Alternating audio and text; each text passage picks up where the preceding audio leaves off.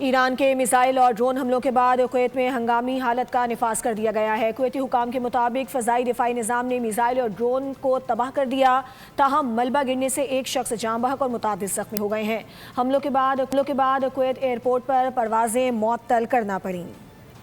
ایران کے خلیجی ممالک پر حملے، کویت میں دھماکوں سے خوف و ہراس، میزائل اور ڈرون حملے، ہنگامی حالات کا نفاذ، ایئرپورٹ تنصیبات اور شہری علاقے نشانہ۔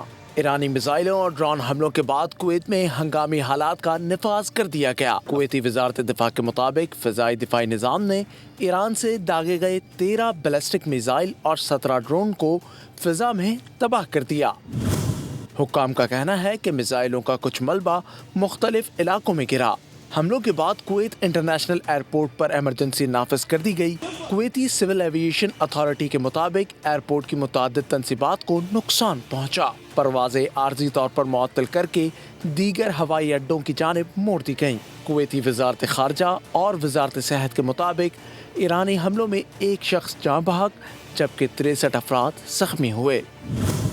زخمیوں میں ایئرپورٹ کے ملازمین اور مسافر بھی شامل ہیں۔ حملوں کے بعد سامنے آنے والی ویڈیوز میں ایئرپورٹ پر آگ اور دھوئیں کے مناظر دیکھے جا سکتے ہیں۔ ادھر متحدہ عرب امارات نے کویت اور بحرین پر حملوں کے بعد خلیجی ممالک سے مشترکہ اور متحد موقف اپنانے کا مطالبہ کر دیا۔ سبسکرائب کریں اور بیل دبائیں تاکہ کوئی خبر رہ نہ جائے۔